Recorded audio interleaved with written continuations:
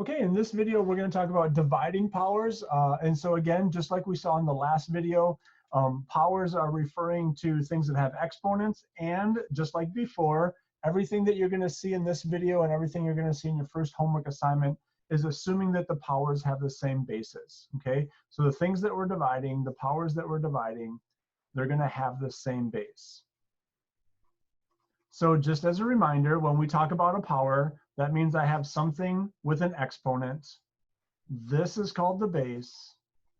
This is called the exponent. And the whole thing is a power. And so what we're going to be doing in this video and in this next set of homework is we're going to be dividing things like this. Okay, so I'm going to take a look at two examples like we did before. In this case, though, the two examples are kind of necessary because there's something that can come up in this type of problem that you have to be aware of. And so please make sure that you watch both examples. Make sure you're comfortable with both scenarios. But let's jump in to a situation where we're dividing powers. So let's say, for example, that I have x raised to the 5th power, and I'm going to divide that by x to the 3rd power. Okay, x to the 5th divided by x to the 3rd. So just like before, we can do this the long way, or we could do this the short way.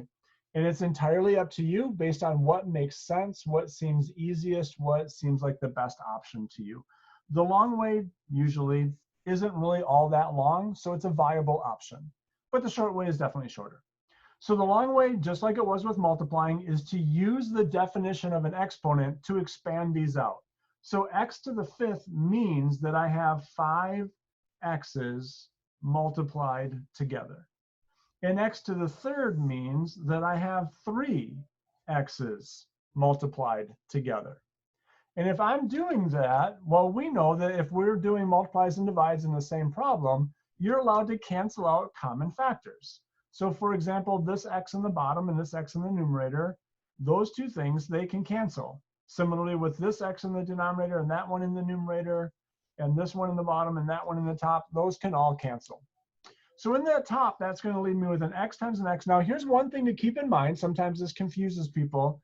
When I cancel these x's, I end up with 1's technically. So this technically would be an x times 1 times 1 times 1.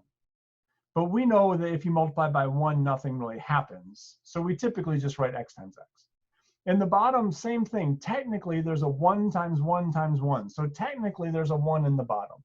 But we know that when you divide by 1, nothing really happens. So really, what ends up happening is we're just left with 2 x's. And so my final answer to this is going to be x to the 2nd power. X squared is going to be my final answer. So that would be the long method. Okay, now the short method comes kind of like it was when we were doing multiplying and dividing by recognizing that functionally what I have is I have a scenario where there are 5 x's in the numerator, and somebody has come along and they've taken 3 of those x's away. Now, why are they taking away 3 of them? Because there were 3 in the bottom that it could cancel with.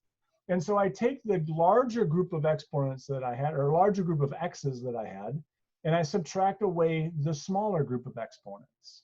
And then that will give me the total number of exponents that I had in the end.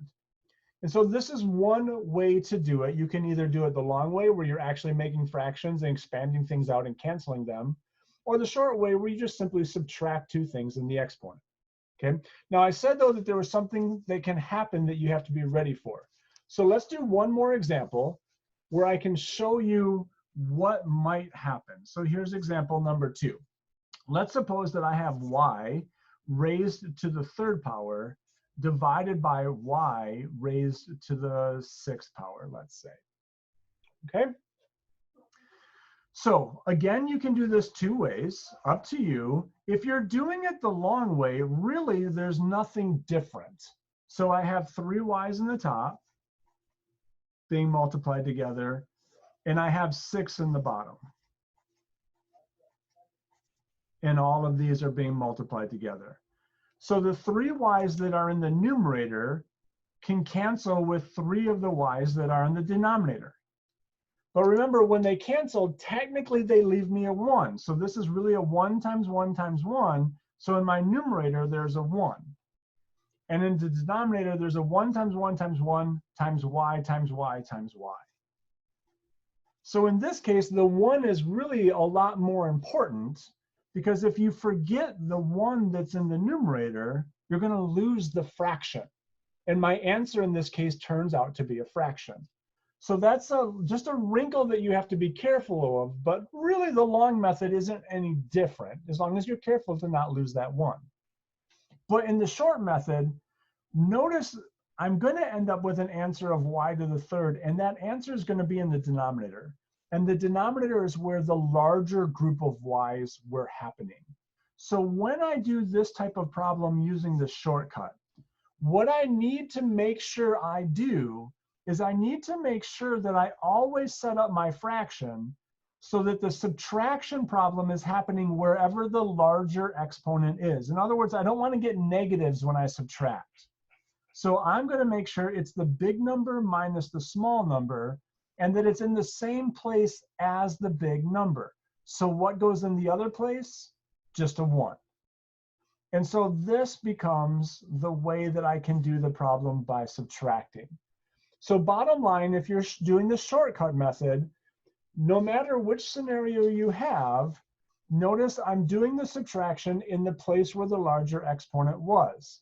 In this case, you could say that I've got x to the 5 minus 3 over 1.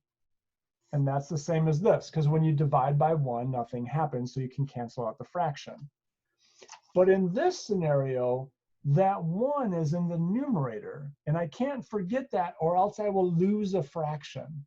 And certainly having something inside the denominator is very different than having something inside of the numerator. And so I have to be careful of that. So bottom line is I'm always going to do the subtracting wherever the bigger exponent is. And that's the thing you have to be careful of if you're going to use the shortcut. So I hope this helps. The homework for tonight has problems that are based on these 2 examples. So you should be fine going through that. Let me know if you've got any questions. Thanks for watching. Have a good day.